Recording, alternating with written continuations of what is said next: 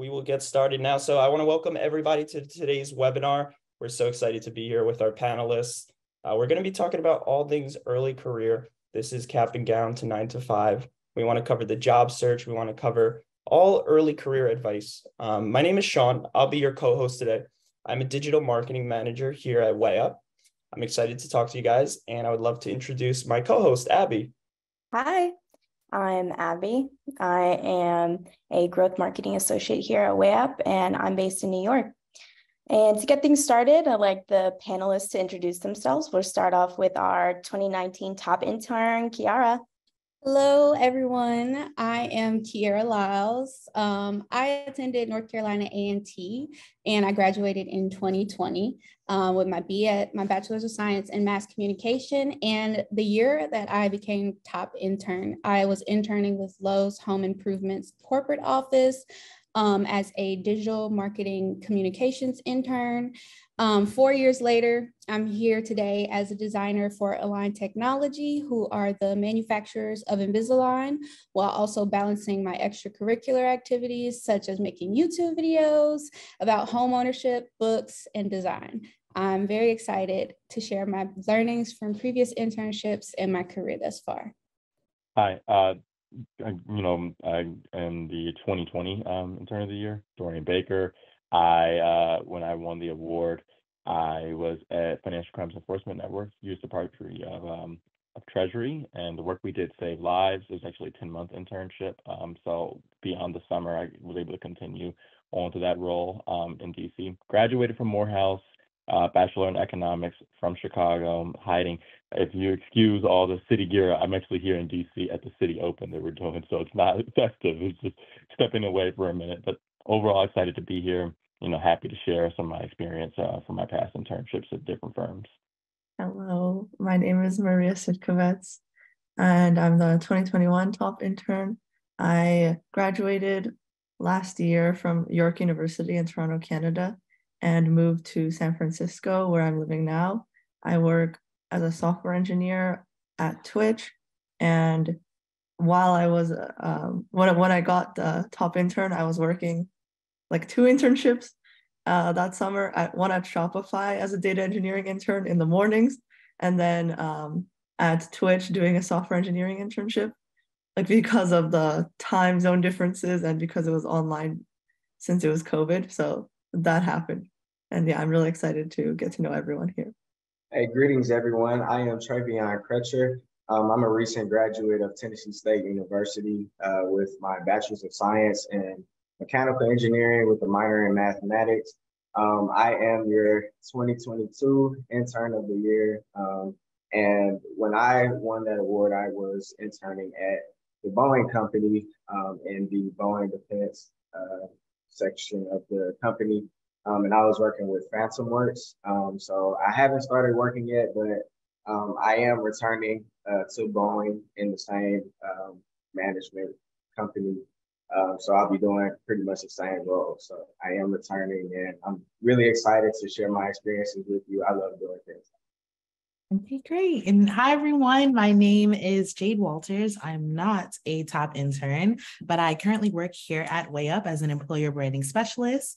I'm a May 2021 graduate of Howard University with a Bachelor of Science in Maternal and Child Health, and some past work experiences, internships, and post-grad opportunities I've held where I was a marketing intern for Penguin Random House, public relations intern for Ulta Beauty, and a past client solutions planner at TikTok within their advertising department.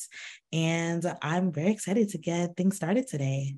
Awesome. Thanks so much, everybody. We're excited to. The first topic we want to cover is just a little bit about the real world.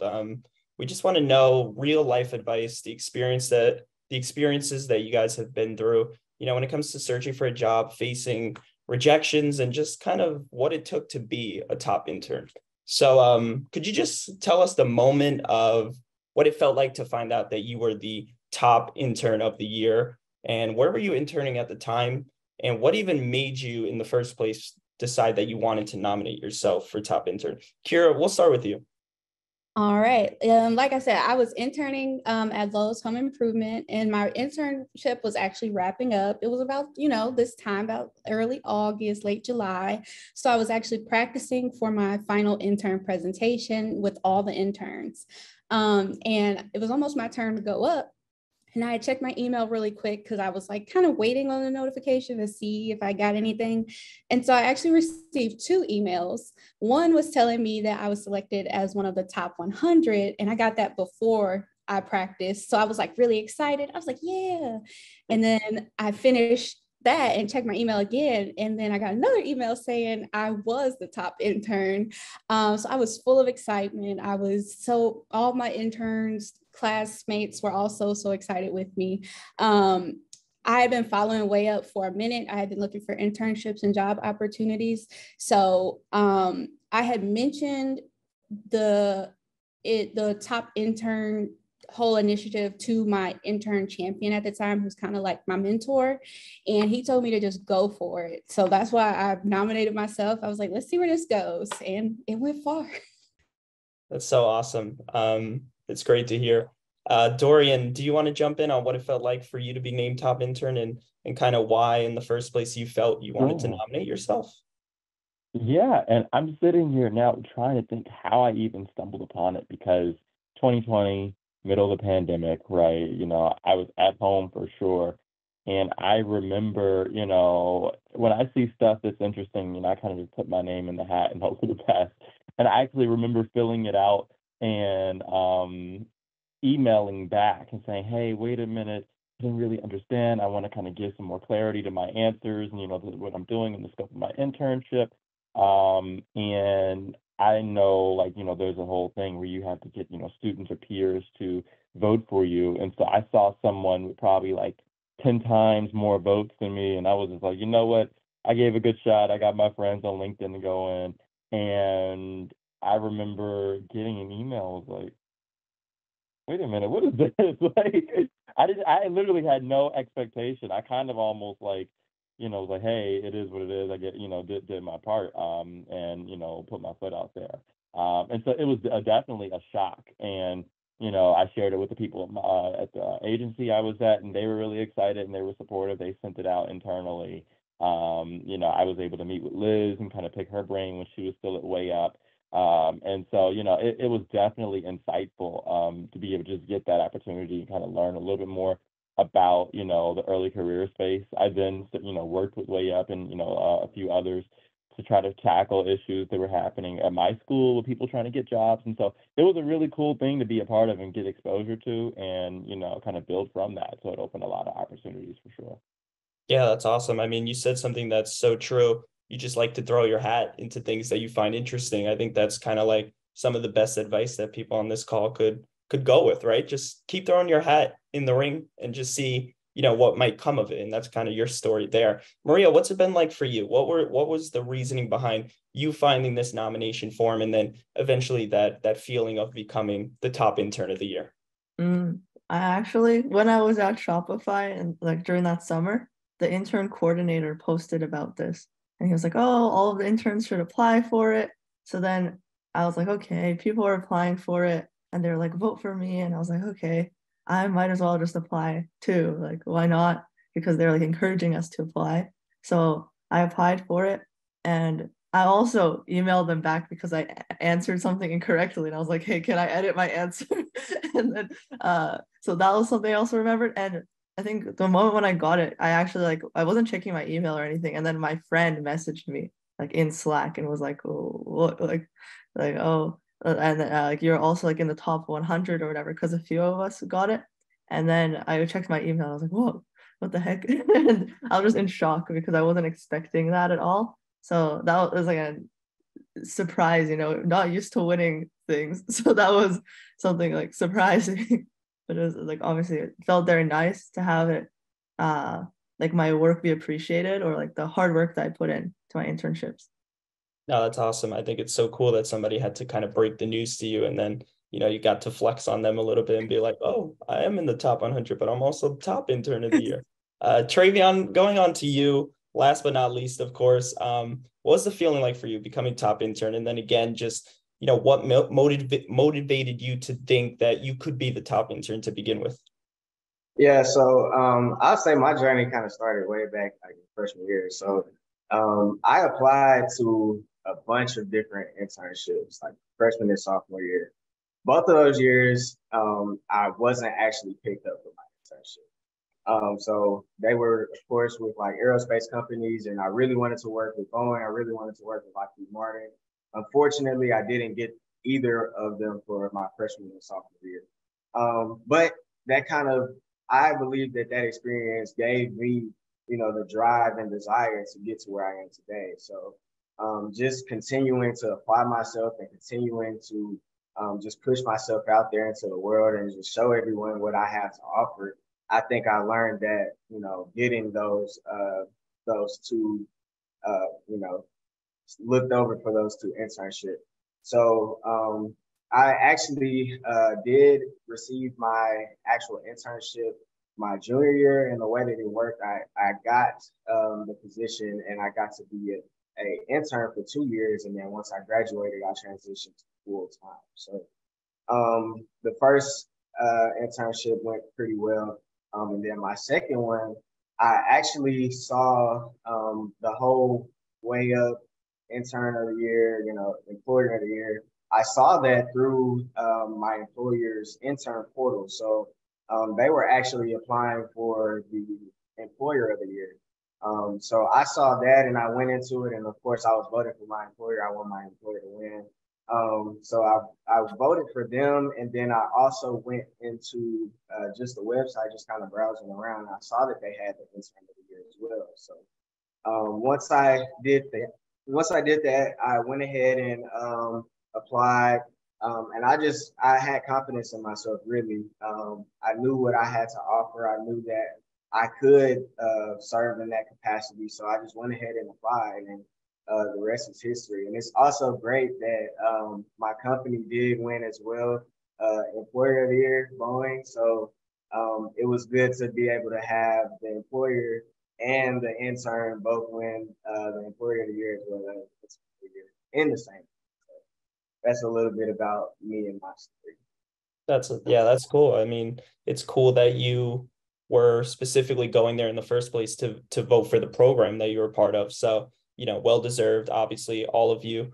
Going into being a top intern, I think it goes without saying, the reason you guys were chosen in the first place does have to do with your ability to juggle different priorities. And I know a lot of people on this call today are just working several internships or attending school, but also trying to maintain a personal life. What are some of the tips that you guys can give out for just trying to cover everything on your plate, but also wanting to make an impact on your company and your own personal career? Dorian, we'll start with you. Yeah, I mean, I honestly think you only have 24 hours in a day, right? X amount of that time has to be devoted to sleep.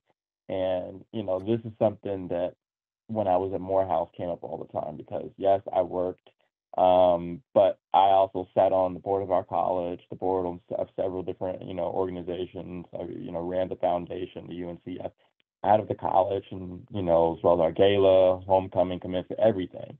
But with that, you have to sacrifice, right? So I didn't really go out and do a lot of the, social kind of like midnight parties. I didn't, engage in a lot of relationships.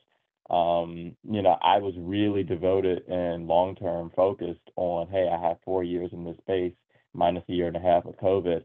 What do I do to engage at the level I want, whether it's, whatever industry I want to go into, it's finance or government or, what path might be, and how can I make the best of that exposure? And that's putting yourself out there, putting your best face forward, engaging in things that you probably don't need to. You don't need to be in any clubs to graduate college, right? You don't need to do a lot of different things. And so it's a personal decision at the end of the day. It's like, you have the bandwidth, you can go 100%, you can go 50%. It's whatever you choose to give. But, whatever you put out there, that's kind of, how you get your dividend back. So, I mean, I just encourage, if you really want something, you need to figure out how to balance that. School's number one, school's priority. You can do all the clubs and do whatever and still not graduate. But 100%, if there's something you're willing to do or you want to do, you have to figure out how to put yourself in the room to find the opportunity and create the credibility for yourself. That's what I did. Well said, well said. So we are going to move over to our next theme, but quickly, I do want to remind the chat, if you have questions, feel free to submit them in the Q&A function. And then at the end of the event, we'll have time to answer the questions that you all have for our panelists. So with that being said, we'll move over to our next theme. So Abby, take it away. Thanks, Sean. Now let's dive into the first month, a whirlwind of job hunting, moving cities, and realizing that it is truly the end of an era. So let's start off with Travion. What are some myths about the real world you realized post-graduation? So I won't say that there, at least from my perspective, that it was any myths. Because I think everyone that told me something about the real world post-grad was, pretty much spot on. So I will say that things do kind of move fast. And that's one thing that I did hear a lot is that, as soon as, you graduate and things start moving. And I will say that that is pretty much true. With me, I took off this summer, which is why I haven't started working yet. But it's like, the summer break's already over and I'm about to just jump into my career. So just really, I would just say, just enjoy your time as a college student. Actually, take out time and hang with friends and go and experience college, because once that's over, it's like, you're just thrown into the real world. So I would just say, just enjoy your time as a college student once you get done. Even if you go into graduate programs, you're still not going to be the same. Just enjoy your time as a college student. Right, that makes sense. Yeah, I know I enjoyed my time as a college student. So let's hear from Maria. Yeah, I don't know. Maybe if there was any myths that people told me, maybe that things get boring or that they slow down, but they haven't yet, because every day I'm thrown something new at work and I'm like, well, what is this? How do I do this? And yeah, just like Travion said, like things move so fast, and I don't know how this summer is all like so it's gone so quickly. I'm like, how did this happen? Because now I'm almost hitting 1 year of working at my company, and I'm like, what did I even do so far? Like so many different things, and it feels like things go way too fast. So I would definitely say, yeah, enjoy your time in school and like soak everything up. And I don't know, like, yeah, also just things like many responsibilities come with getting out of school and, starting the adult life. So I wouldn't say I heard any myths, but it's harder than I pictured it to be. Right. That definitely makes sense. Real world is different from college. What about you, Jade? I feel like for myths, like definitely still in the theme of time is just like that you have a lot of time. Like I think for me, I graduated, then I got a job, and it's like really realizing that like 40 hours of your life in a week is at this job. And for me, I just had to find that balance of like work-life balance. Like I feel like everyone's always going to talk about work-life balance. Like I want to still be able to show up for myself and show up at work, but there were times where I'm like, where's the week? And then Friday comes, I blink, and then it's Sunday. Next you know, it's Monday. So it's like just making sure that like the time that I do have outside of work, that I'm giving it to myself and my personal life, and just making sure that I'm not just so warped up of the bubble of just always working. Yeah. Work-life balance is definitely important.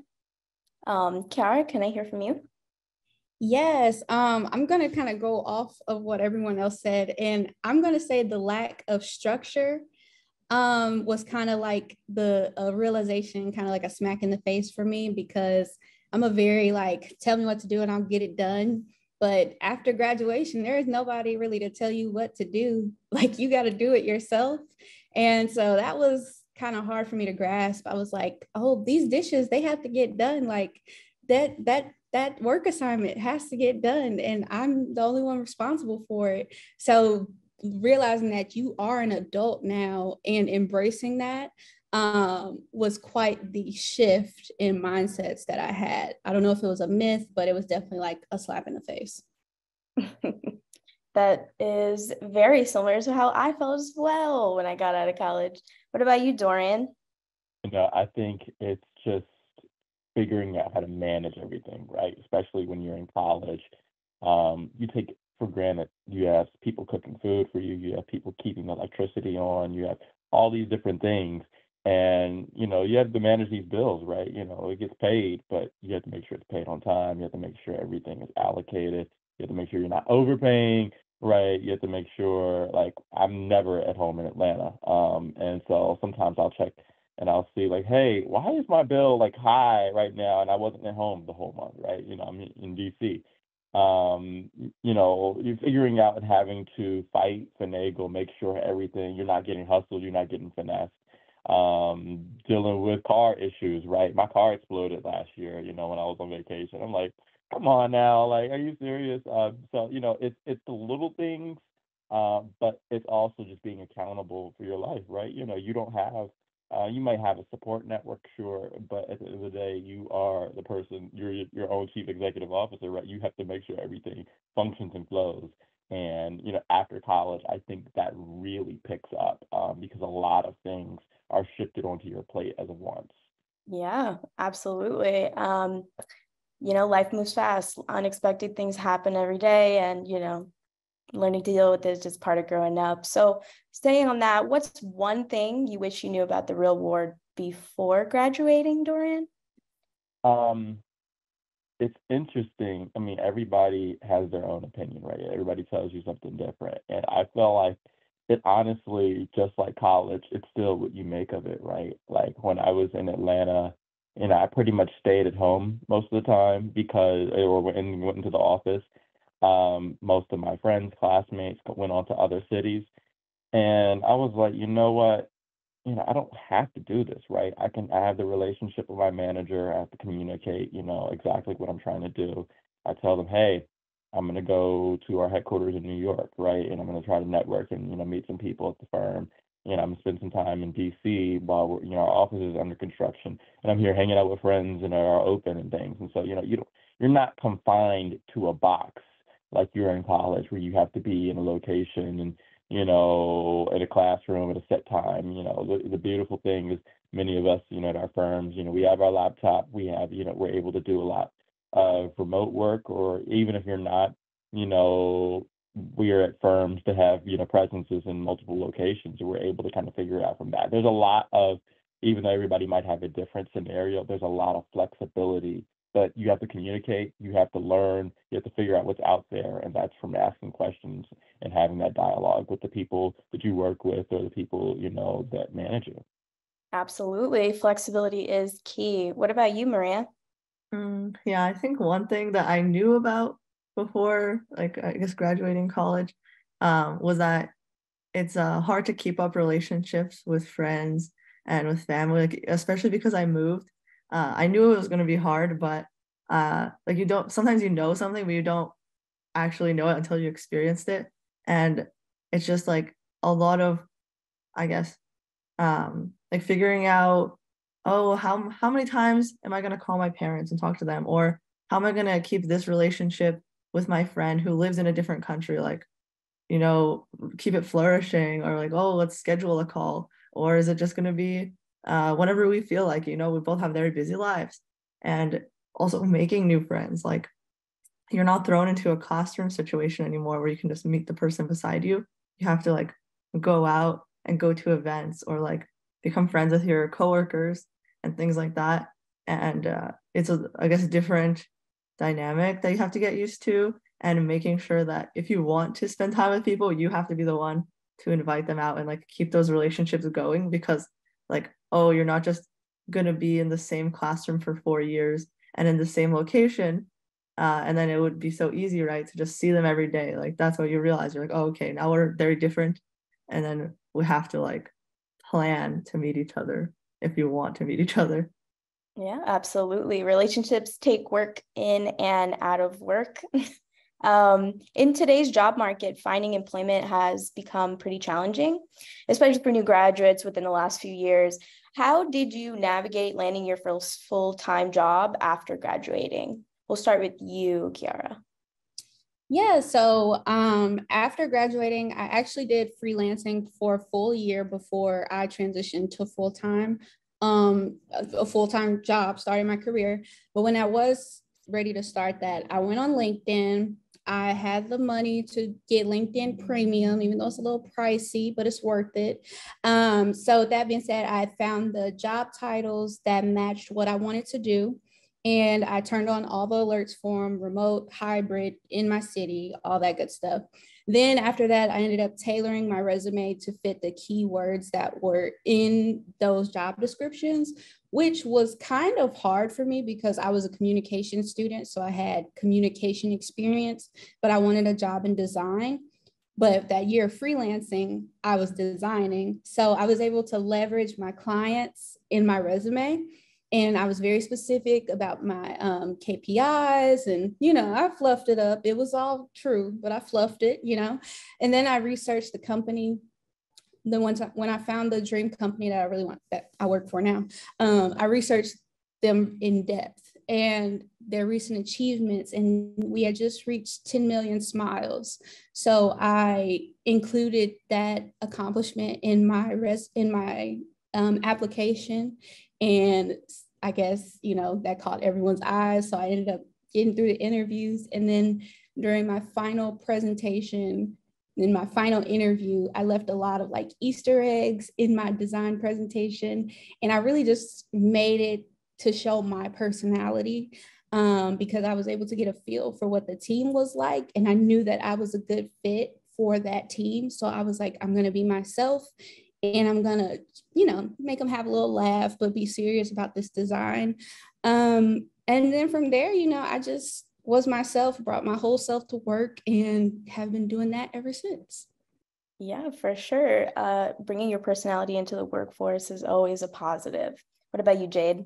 For me, I had to take a very unconventional approach to getting my first job because my senior year, spring semester, getting ready to graduate, I had decided that I no longer wanted to continue getting my certification to become a health educator. And I really wanted to work in tech, specifically just something creative like marketing, or because at that time I was doing a marketing internship. So I really had to just like change my strategy.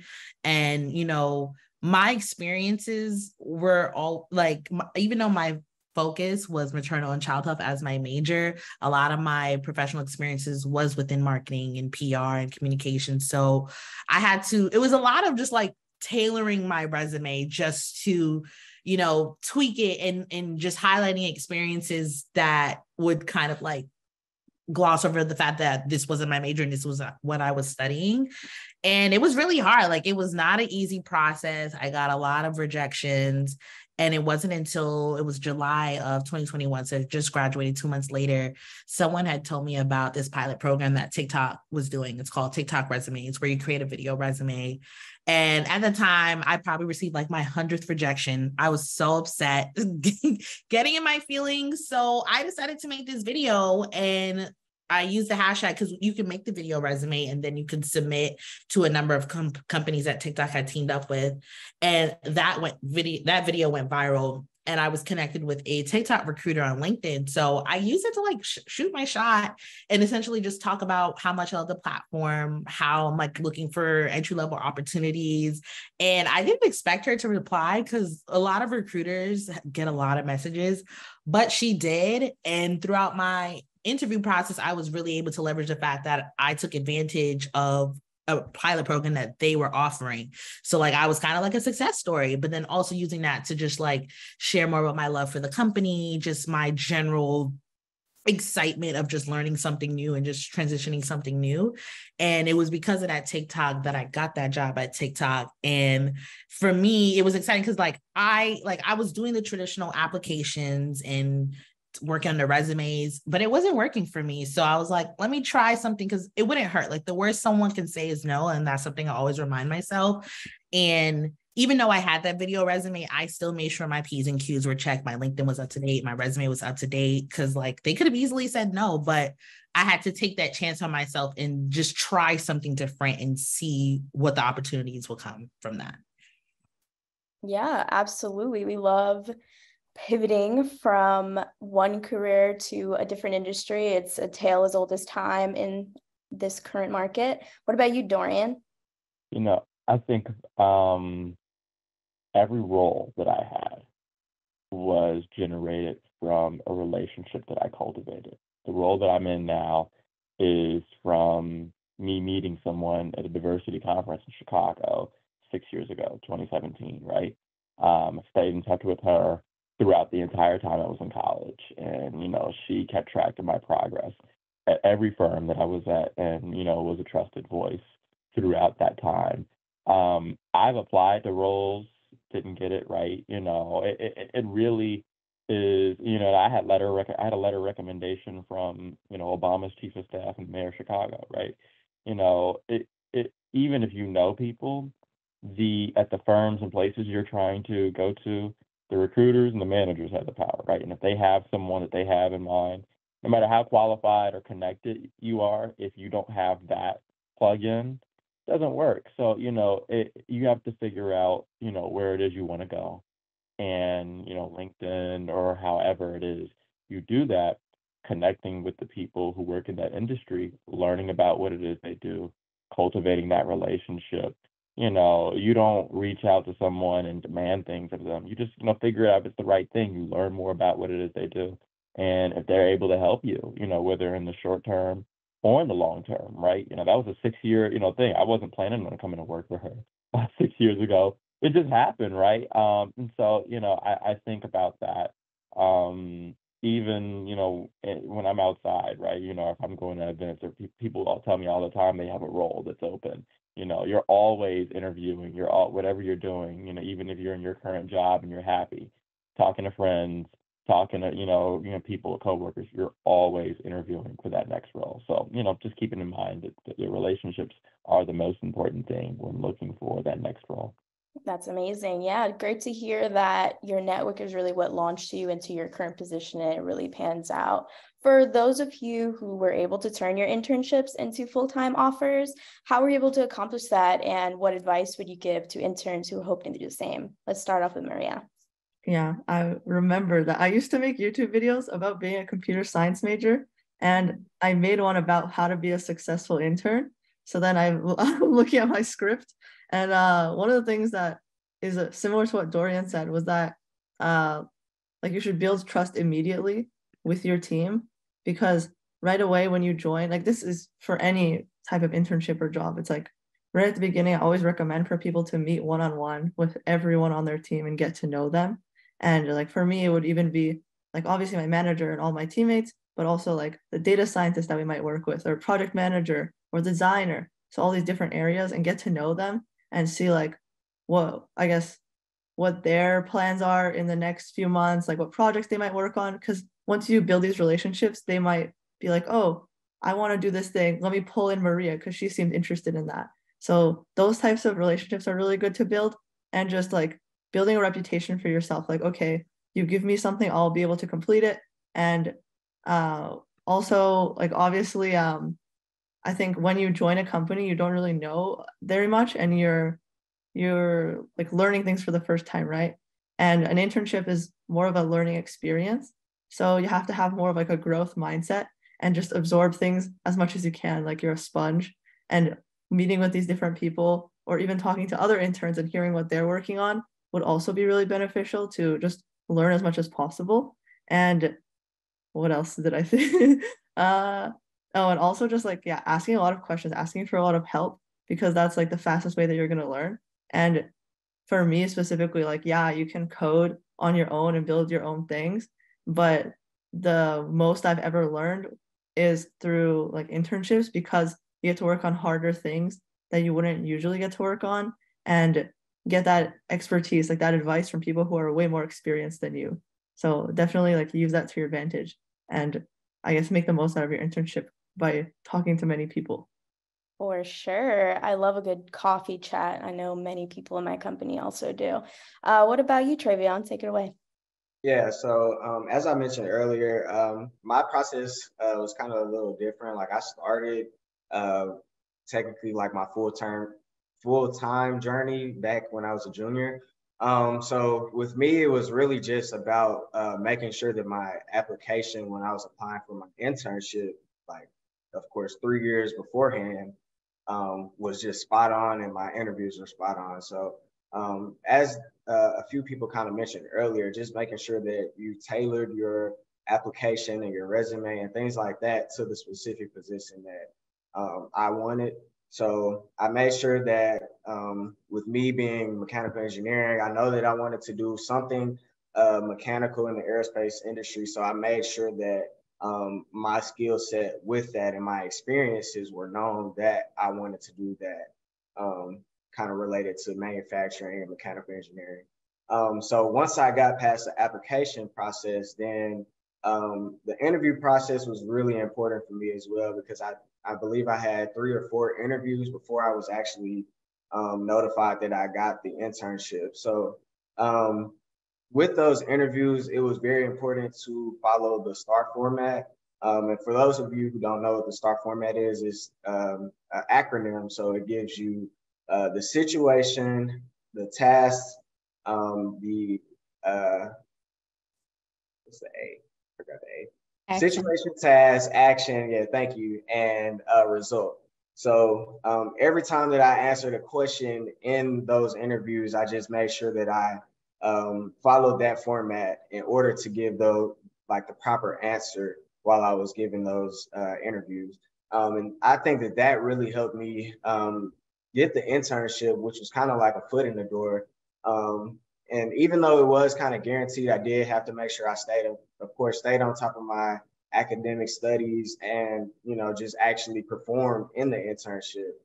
If you do those things, of course, it'll be easier for you to transition from intern to actual full-time. Now, I will say, once I got into the internship, I actually did, the first couple of days, I met with my manager and my team and just made sure that they knew what my goals were. So when I first got there, of course, I just told them, hey, I am looking for a full-time position. I'm looking to be here for at least a few years. So over my internship, how do I make sure that I can, come back and actually put that into action? So the whole time, both of the internships, I'm actively working towards being full-time. So with a defense company, of course, that takes getting your security clearance and things like that. So they're willing to put that, all of those efforts into me and pour into me, since I told them from the very beginning that was my overall goal. So I will say, definitely letting them know your goals and what you're trying to accomplish at the company beforehand in the very beginning, that definitely helps. Absolutely. Thank you for sharing your insight there, Travion. I'll pass it over to Sean. Yeah, so moving right along, I want to dive into some of the big personal challenges or adjustments that a lot of us kind of face after you graduate, after you get hired, basically stepping into your first full-time role. So I want to start off with, what are some of the major differences between being an intern and then being a full-time employee? Jade, I'd love to hear from you to start. I guess a major difference is just, I guess, the workload. I feel like for the intern, as an intern, kind of cosplaying as a employee. But then when you're a full-time employee, it's this is very serious business, or even just little logistic things. I remember I was super stressed out when I had to pick insurance, because I'm what is this? What are these terms? What are you talking about? Or even the 401k. But I think too, as a full-time employee, just also seeing that you can really have an impact. As an intern, you can definitely have an impact, but as a full-time employee, you can have you can work on long-lasting projects. For example, this event was one of the first projects that I did as an employee here, and that made me very excited. And I was very also grateful to have a manager who was able to help motivate me to do this project. So it's things like that, where it's wow, there's, whether it's you're noticing that there's processes that you want to change, or really exciting documentations, or just events that you want to do at your company. If you have the room to do so, you have a lot of resources. Or even if there's other things you're interested in. I remember at my last company, I was always just interested in early career recruitment and stuff. So one of the first things I did was make sure I joined that, HBCU chat, or figured out what the recruitment team was doing with their different colleges and initiatives, and got involved with that, so I can learn there and build relationships. So That was one thing, just like knowing that like I can really make an impact, and it could be something as long lasting as like creating a documentation for other people in my role to come. So they have these tools and resources, and seeing how that can evolve over time. Totally. Yeah. I think it's funny the way you put it, kind of like when you're full-time, you're in this now. The interns can kind of look back and be like, all right, like it's my problem for now. We'll see if I'm here later on. Kira, what about you? Anything that you can add to that difference that you felt or noticed between going intern to full-time? So Jade kind of took what I was going to say, but I just wanted to kind of elaborate. But I did want to add that I want to say colleagues typically, now there are some outliers, but colleagues typically see you as an equal. When you're an intern, you see that person as an intern, you're seeing, oh, that's the intern, she's here to learn, she's here to get experience. But when you're a colleague, they're like, okay, I'm coming to you so you can help me solve a problem. Can you help me here? So when I first started working full-time, I had a very bad habit of being like, mentioning that I just graduated in 2020, or mentioning that I was in my young 20s. And it didn't discount me from conversations and opportunities, but everyone would be like, oh my God, like I have kids your age. Like I was in school when you were born. And it's those comments. I didn't need those comments. So now I don't even tell people my age, because when I asked people how old they thought I was, they were like, oh, maybe like late 20s, maybe like 30. And I was like, that works, that works. So don't give people the opportunity to have something to keep you from getting an opportunity, because ageism works both ways. Oh, totally true. I think that's such a good point too. Just being viewed the way you kind of want to be viewed by your work, not the number of your age or anything else. Just your work could stand for itself. So I think that's a great point. And I think switching gears a little bit, I think we've all kind of touched on it a little so far, that being organized is the key to being successful. And I think we're all always trying to improve that. I know I am, hands up. But what are some of the organizational tips or tricks that you guys learned throughout your internships or your full-time careers so far? Maria, I'd love to start with you. I think even just for life outside of work, I like to use my Google Calendar, because I have a very, like, I guess, a goldfish memory where I forget everything. So I'm like, okay, I got to put it in my calendar. And I have like obviously my work email and then my personal email. So I put stuff there and I can check it on my phone. And for things at work, I also like will forget to do things. So I just have like I open the notes app on my computer and I put like today I'm doing like this thing, like this to-do list, very basic. I'm not using any fancy app, but I'm just like, okay, I know these are the things I need to do today, or here are the things I could do this week. And it's like less priority. So yeah, like basically ordering things based on the priority that they need to get done is how I do things. Or like, oh, I need to message this person or ask someone about that. So I include everything. And yeah, I guess that's how I am staying organized. Travion, anything that you can add to just help us all stay a little bit more organized? Yeah, so I'm the same way. I'm a little bit different though. So with me, I'm more of a hands-on learner. So of course I do use like the notes app and the calendar on your phone and things like that. But with me, since I'm hands-on, I actually have like a large calendar that I use as well. In addition to that, just so that I can see it and actually lay my hands on it and actually, write down my things with the expo marker. With me, like if I write down things, I'll be more likely to remember it and remember that I have to do things. So that's just what kind of works a little bit better for me since I am. Awesome. Yeah. Our next question goes into talking about something that I think a lot of early career professionals don't think about too much, and that's kind of documenting your wins and the achievements that you've had. What would you guys say is the importance of, or the most effective ways to keep track of the success that you've had in your internship or your full-time role, just so that comes up in the future in interview questions or to be added to your resume? Travion, it'd be great to hear from you. Yeah, so with me while I'm at work, I pretty much take a notepad just everywhere with me. And that's kind of just documenting things that you do, things that like tasks that you have to keep up with, just everything that pretty much goes on at work. So I think that just having that, like I said, hands-on learner. So just having that and being able to jot down things as the day goes on, and just making sure that you have like the date on things, that goes back to being organized. I think that really helps you keep track of what you're accomplishing and your achievements at work. And just going back to that, and you can reference that at any time, of course, it's your notebook. You can reference that once you're applying for new jobs and things like that down the line, and just go, oh, hey, I did this in this year when I was, an intern, or when I just got into my full-time position. Just be able to reference that, and that way you can pull things into your internships, or even like if you're doing an interview, you can have that notepad there, like, oh, I want to reference this while I'm talking about this situation. Awesome. Dorian, anything that you want to add about that?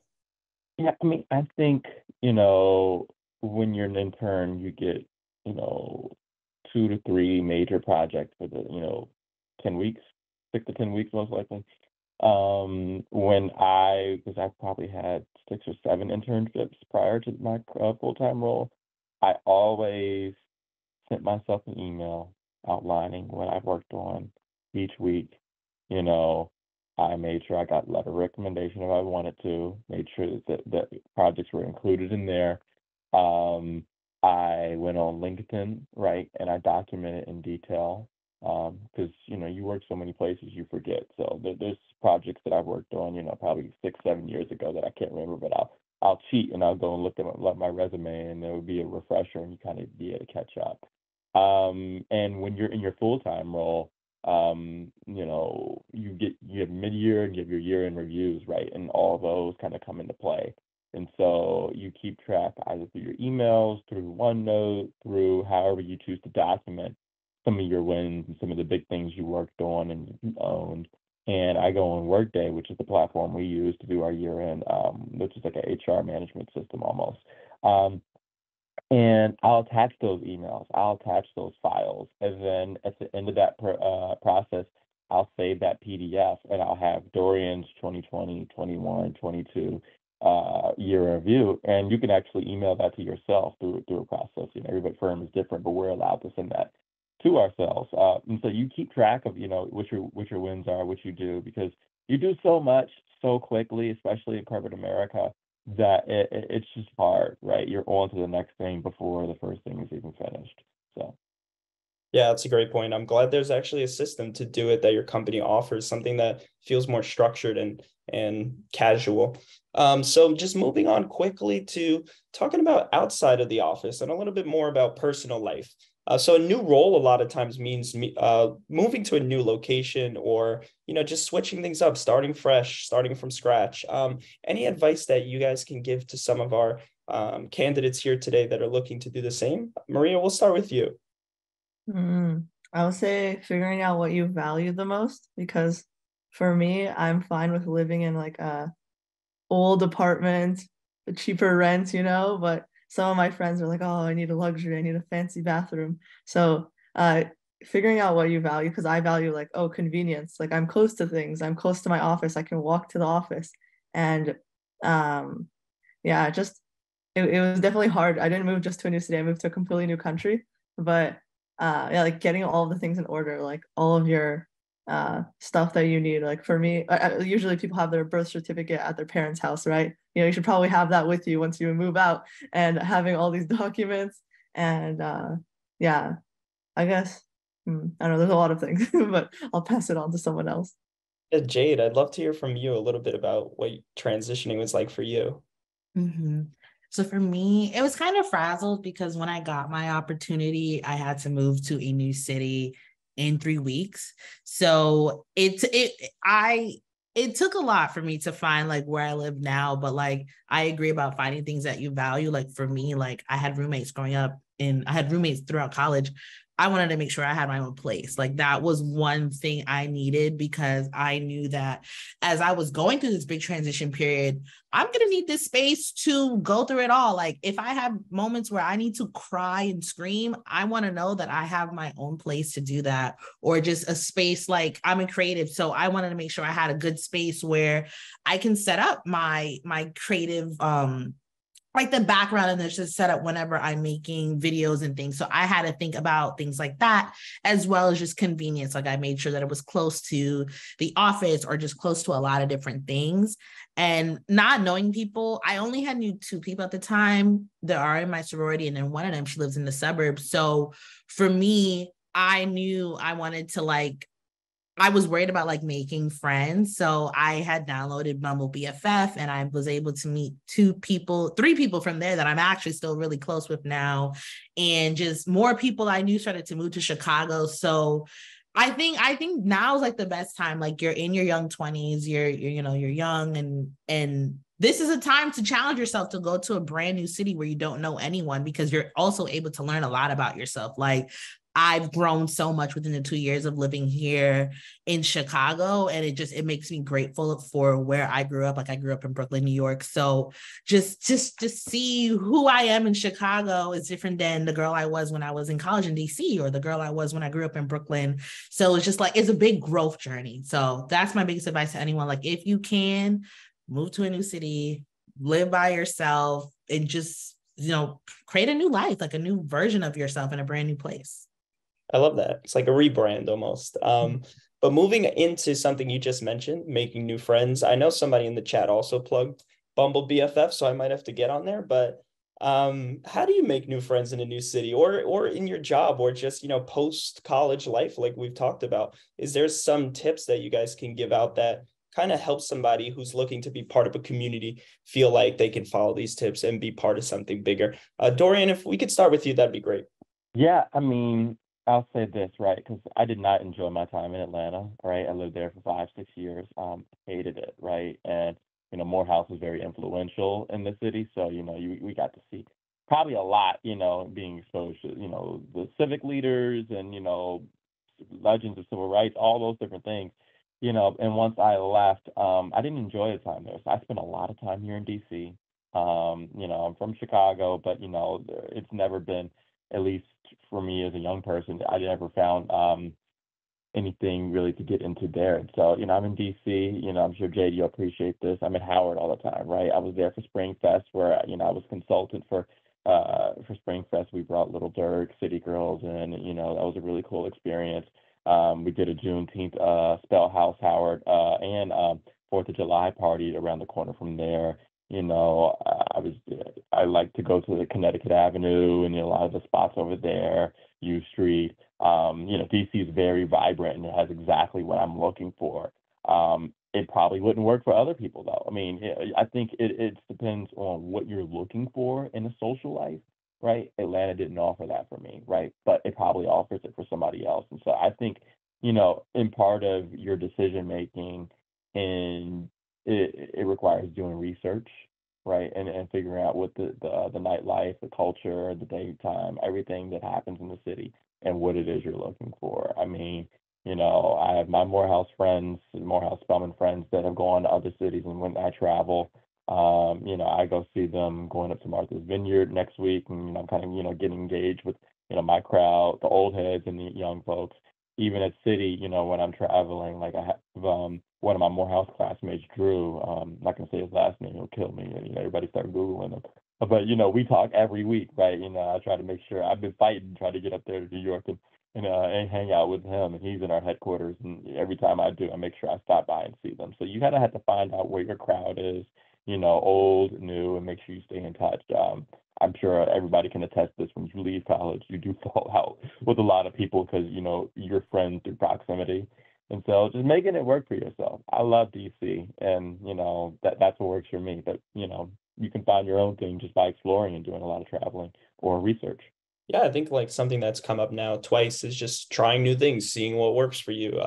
So that leads me to my next question. Is there any cool or interesting hobbies that you feel like you've kind of picked up after graduation? Kira, let's start with you. So I'm quite the homebody. So a lot of my hobbies take place at home. But one of my favorite hobbies, I don't even know if you call this a hobby, but I like to find problems in like companies like that I use every day, their UX and their UI. I'm always saying that's bad UX. And so I'll go on my computer and I'll rebuild it to solve the problem. And it gives me portfolio work too. But I'll be like, I really wish they would have did this instead of that. And then I'll just go do it myself. So I do that. And then I take care of my plants and I have a garden. I listen to true crime podcasts. I listen to audiobooks. I like binge watch YouTube, like anything. I go down the YouTube rabbit hole, and I like to cook. Like I like to just throw a lot of stuff together and see what it would taste like. And yeah, like I said, I stay in my house a lot. I don't really go out much. It's going to be hard to follow that one up, but if anybody wants to try with other hobbies they've gotten into, feel free. Yeah, I'll jump in for a second. So with me, like I said, I'm a mechanical engineer. So a lot of the things that I do are kind of like mechanically related. So with me, I'm very into like sports cars and things that go fast. So I have a sports car, and then I also just recently got a motorcycle. So I'm interested in like kind of the racing kind of scene and things like that. So a lot of the times, like on my car, if I need like work done on my car, I'll personally like do it myself. Or like just kind of getting into the motorcycle things, just figuring out how things work.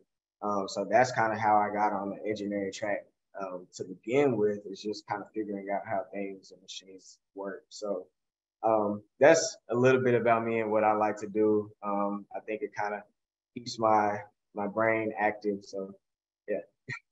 That's awesome. Yeah, I think hobbies are obviously become such a big part of your life, especially after college where things aren't as structured. So that leads me into work-life balance, right? We all want this healthy balance between what we do in the office and then what we can do outside of the office. What are some pieces of advice that you guys can share that have kind of helped you maintain that personal feel to your lives, and then also puts you in that good spirit to enter the office and still get your jobs done? Dorian, I guess we'll start with you. You know, I'm not going to say you have to like what you want to do, because, everybody is doing their job for different reasons. Some people it's their passion, and some people get really lucky with that. But for others, it can be a stepping stone to something they want to do. I always encourage people to come to corporate America, whether it's my firm or other firms. You can get the, valuable skill sets. You can learn the basics, the Excel, the modeling, PowerPoint presentation, right? But you have to figure out, hey, in terms of being the balance, right? It's again what I said earlier, that long term, right? If you don't enjoy what it is you do, what doors are going to be open for you if you do 2 years, if you do 5 years, if you do, whatever time in that, what do you see your peers, the old heads, whatever you see on LinkedIn, what careers were they able to turn into, right? The firm that I'm at, we just produced a governor, right? The first Black governor of Maryland. He got his start at my firm. So, there's so many different pathways, right? That you can choose. It doesn't have to be linear. It doesn't have to be, wow, I have to be, if not at this firm, in this career because I chose this as my first job and I'm stuck here. It's all about that long-term vision. And then again, coupling that with your social life, making sure you have your internal, I mentioned, some friends like Drew and other people at my firm. I talked to my classmates from Morehouse and Spelman and Howard almost every day, weekly. We have our internal networks. We have the HBCU alumni group. We have the Black Heritage Network. Being able to talk with people from your school, whether they're your age or whatever, having that community building up. And if you're at a firm where, you don't have that sense of community, immediately, right? Whether people from your school, from hometown, people which is kind of rare, you can find commonality, if not immediately apparent, you can find it through conversation. Then you look and see, who is on the street or who's at our competitors, right? What are my friends at, competitors to my bank, doing? Are they going through the same things that I'm going through? Are they having the same wins? Are they having the same challenges? And having those conversations, for really having that support community. If, you need that balance and it's not something that you feel that you're in the role, but you don't feel that you're enjoying it, what does that look like? Yeah. Awesome. Jay, do you want to cap us off here? Yeah, I agree. Like, I feel like when it comes to work-life balance, like, I think it's so important to just continue to check in with yourself. Like for me, I've dealt with anxiety my whole life, and over the years, as like life has just become more challenging, it also has become challenging. So I had to make sure that I'm able to always check in with myself. Like I always make sure that every work day, like if I need to have at least 4 hours to myself before I can work with anyone or do anything. Cause it's like, I need to pour it into myself and fill my cup before I can help anyone else. So for me, what that looks like is I wake up at 5 a.m. and I go and I do fitness classes. Like I love Pilates. So for me, I'm able to, help myself with my mental and emotional health and my physical health. And by the time I have to start work, I'm in a great mindset because I did everything I needed to do so I could show up and be the best person. So like, that was something I had to really understand and prioritize. Like before I can do anything for anyone else, I need to check in with Jade, because if I'm not right, I can't be the best person that I can at work or in my life or in my social life. So just always just check in with yourself. And if you need resources, if you want resources, to like seek out for that. Like if you feel like you want to start going to therapy, or if you want to start doing, working out, just figure out the things that you need so you can be the best version of yourself. So that was something I had to really do. And it's helped because now I'm able to, whenever I feel myself getting too anxious or I feel myself getting worked up, I'm like, okay, what are the things that I need to do to fill up my cup in this moment? What can I do to get myself back on track so I can show up and do the things that I need to do?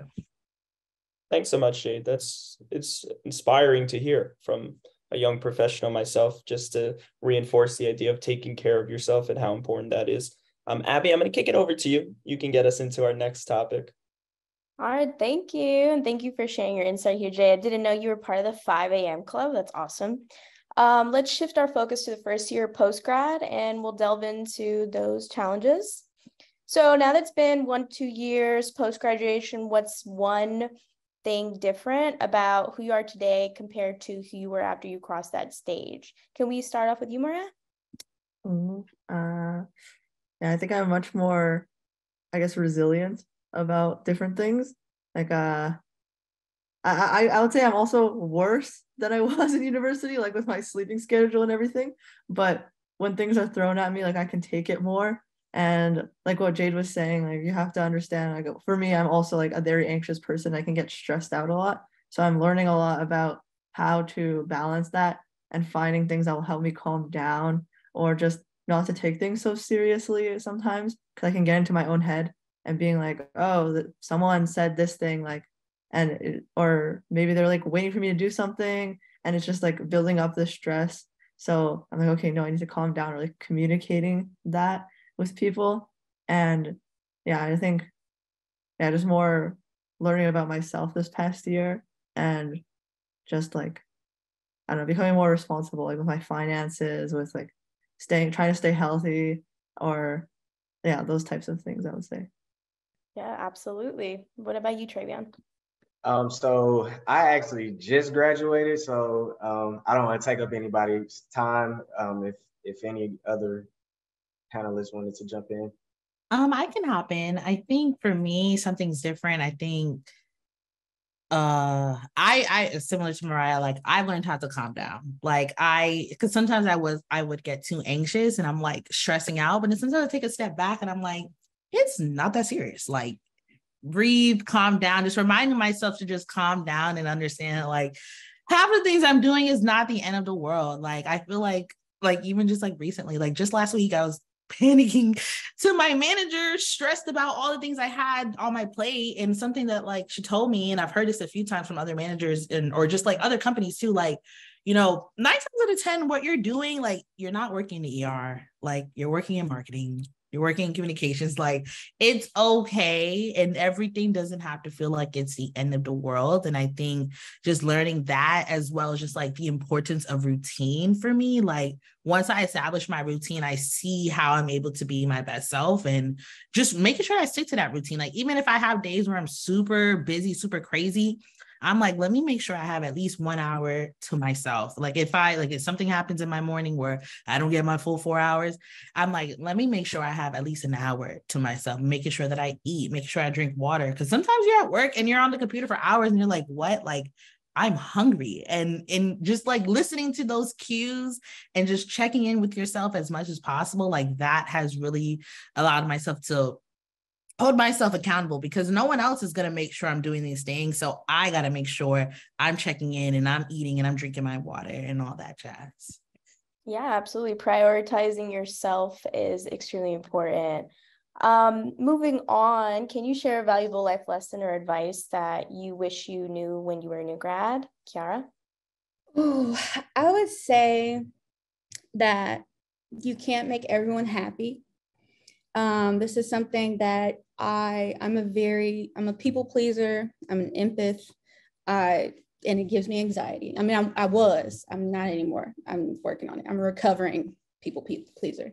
But especially once you get in the workplace, like you want to make your manager happy, but you want to make your colleagues happy too. But oftentimes there comes conflict where making your manager happy might not make your colleagues happy, or making your colleagues happy might not make your manager happy, or whatever scenario.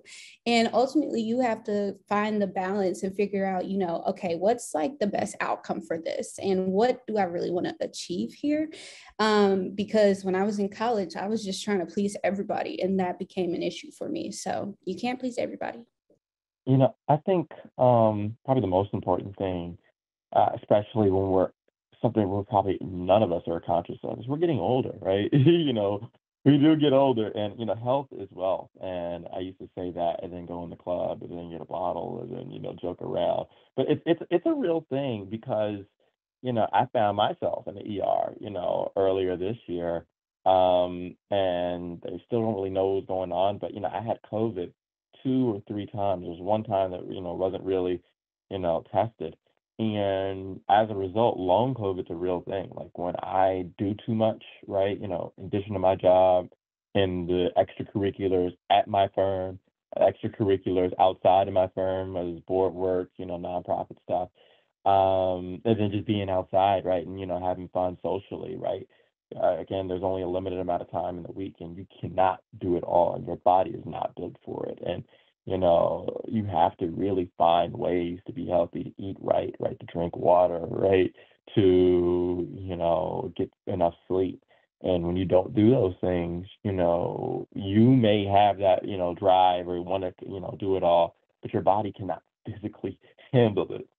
And so, it's been a wake-up call, probably more times than I like to admit. It's like, hey, I really need to chill out and, focus and downsize almost. You need to trim the fat and figure out what it is you really want to laser focus on, and do that really well instead of trying to do a lot. Absolutely. Thank you so much for that insight, Dorian. Let's jump on over to the Q&A section. Sean, can you take it away for us? Yeah, first of all, we've got so many questions. I want to thank everybody for submitting them. We'll try to get to as many as we can. No promises, but we're going to try. The first one I have here is, what is one mistake you made shortly after graduating college? I know nobody makes mistakes, but if somebody would like to volunteer to start this one off, that would be great. I got one. There we go. You graduate, you get graduation money. I thought I was balling with my graduation money, so I went and bought all these new things because I wanted to flex. And then life hit, and I didn't have any savings, and I had to navigate life as a post-grad person with no savings. So I had to hustle, and it put a lot of stress on me post-grad. And that was hustle that I wouldn't have had to do if I was more responsible with that money that I had.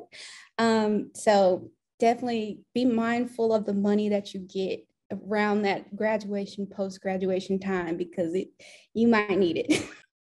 Absolutely. New question that we just got in the chat that I would love to get some insight here is, what can I do to get a full-time job as a new grad without previous internship experience? And internships are usually only open to students still in school. Does anybody want to answer this one? Yes. My first piece of advice is that it is time to start looking for entry-level jobs, because like a lot of internships are really still geared towards students who are still in school. Like if you kind of want to do something that's similar to an internship, you can look into rotational programs.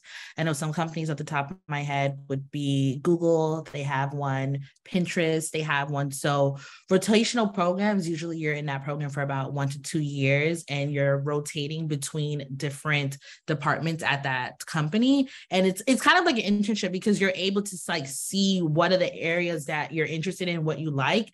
And from at the end of rotational program, you usually have that decision to decide if you want to stay in that particular department. So if you're not really feeling ready to start an entry-level role, you can look into rotational programs.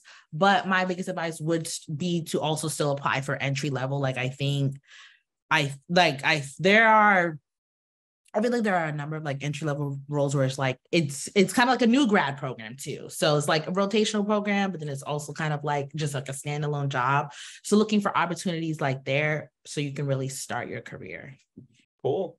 Here's another great question here. What advice would you give to someone who's looking for a mentor? Anyone have experience with mentors?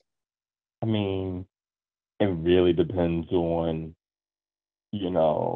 what exactly you need, especially at that time, right? Mentors, they can be lifelong or they can be short term, but it's a matter of identifying what is the industry you might want to work in, career path you might want to have, short term versus long term.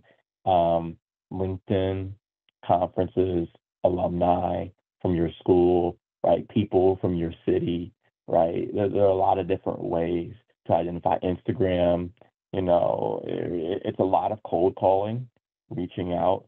Not everybody has the capacity to be a mentor. You might find somebody that has that path, or something you're looking for, and they just don't have the bandwidth themselves to be able to, help you through that. So there are a number of different things through that. You might find someone who is, really successful, and whatever, but they're probably not the right person to talk to you because they don't have the frame of reference to help you in the stage that you're in right now. They might have a 30-year career, and when they were entry level, it was far different of an industry than, where you're at now. So it's keeping all of that in mind and doing a lot of cold calling, being very professional, being very humble, telling exactly what it is you're looking for, being clear and direct.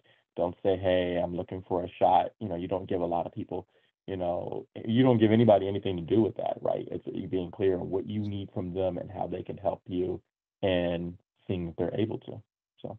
And to add on to that, like I agree, like networking, I feel like networking would be just like the great way to start from there because, like Dorian said, you're going to meet different people, whether it's within your industry, especially if it's like specifically networking events for your industry or things like that. Or sometimes you just kind of like meet a mentor and they just become one, like they just happen to become one. Like for me, I have a mentor. I met him last September through LinkedIn because I have an early career blog where I share early career tips. And one of the posts that I made mentioned his company and that helped. And a client found out about them. And then we started talking from there. And as we're talking, like we just kept meeting weekly. And I'm like, wait, like this guy is super smart, super helpful. And he's just like, he's giving me a lot of insight. And I knew I needed a mentor, but I wasn't looking for one. And it kind of just found me. And that was just through networking. I think just like continue to go to those events and meet those people in your industry and talk. And you'll eventually click with someone where you just keep talking. And next, they become your mentor. Like my mentor, I don't know if he knows that he's my mentor, but in my head, and to everyone else, I'm calling him my mentor. But that's because, we just kept talking and I really connected with this person. I kept learning. So sometimes you have mentors that, in your head, they're your mentor, but they don't know that they're your mentor. Yeah, and I would just say, make genuine connections with it's the relationship is much better if it's a genuine. Yeah, absolutely. And any tips on finding a job in something that's not related to your degree? I know, Jade, you have some great experience in this.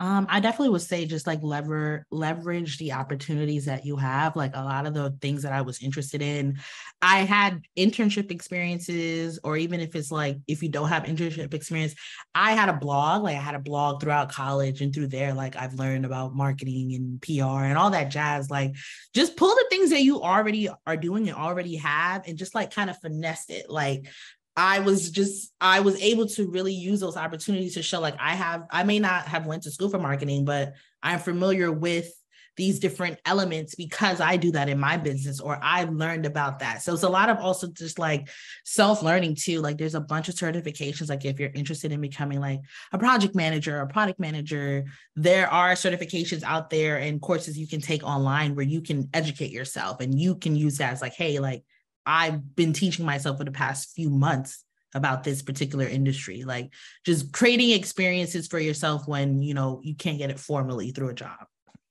Absolutely. That makes so much sense, Jade.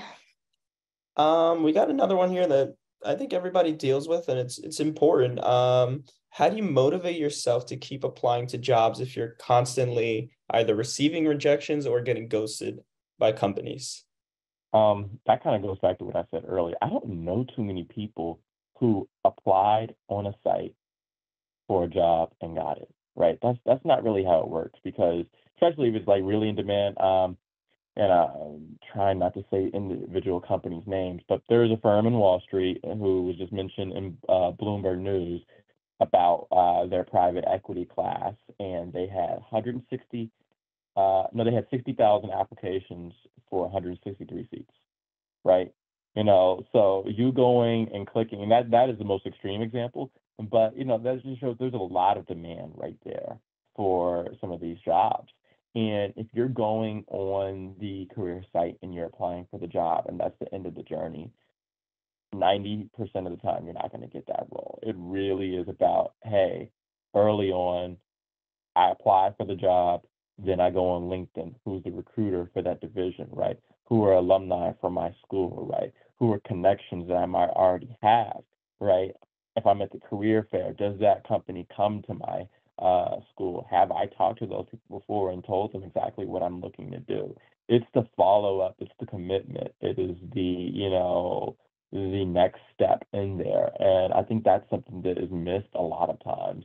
And as a result, you don't find success. So I would encourage you, if you are having challenges, try to leverage that additional network.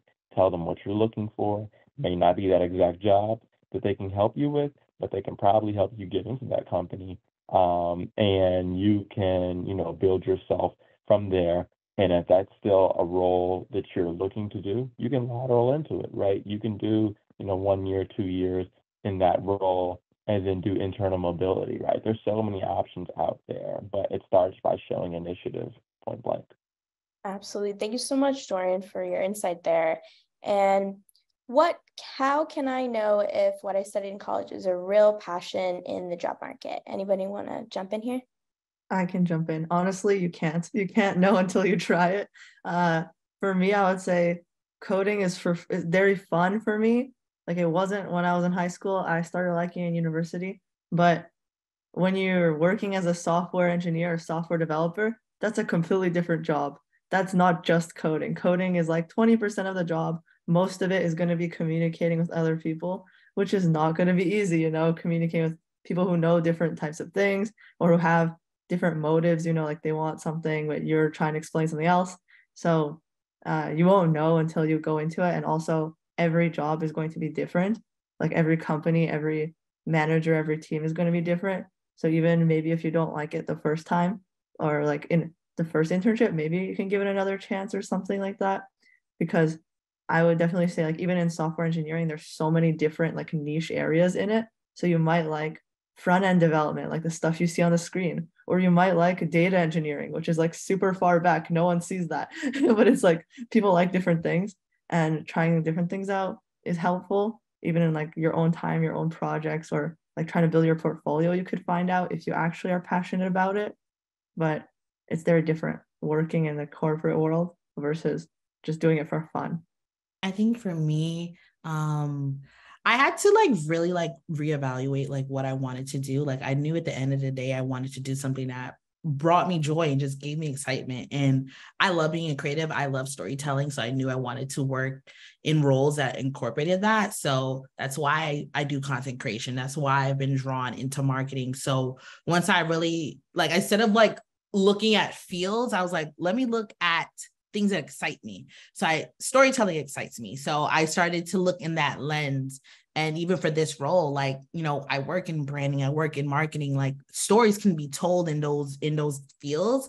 So that is something that just really helped me just change my perspective. And even just like thinking of things that like something you're really good at. Like if you're really good at pattern recognition or things like that, looking at, you can even look up like, what are jobs that I can do that, you know, noticing patterns are like something really good. So just like whatever niche skill you have, you can look up jobs that fit that. So it's like, it's something that's coming to you naturally. And it's not like you kind of have to like force a different side out of you if it's a field that you don't like. So just like really like asking yourself, like, what is it that I actually want to do that will make me happy to show up to work every day? Okay, I got another one here. I'm getting all the really deep ones, I feel like. Did you ever experience post-graduation depression? Oof. Yes. Yes, I did. I had already had depression and anxiety, diagnosed depression and anxiety and PTSD from stuff before graduating. And then after, while I was doing full-time entrepreneurship, freelancing, I wasn't getting as many clients at first. And so I sunk into a very deep depression. I was like, how is this going to work? This isn't sustainable. You know, I want to buy a house in the next few years, but my credit isn't good. Like nothing, the world is crazy. COVID, like the world is ending.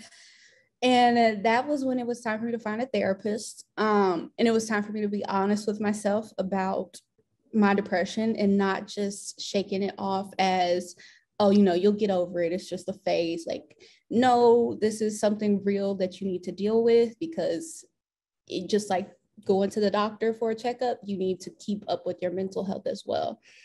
Because if your mental health is not good, just like your body, if it's not good, you're not good.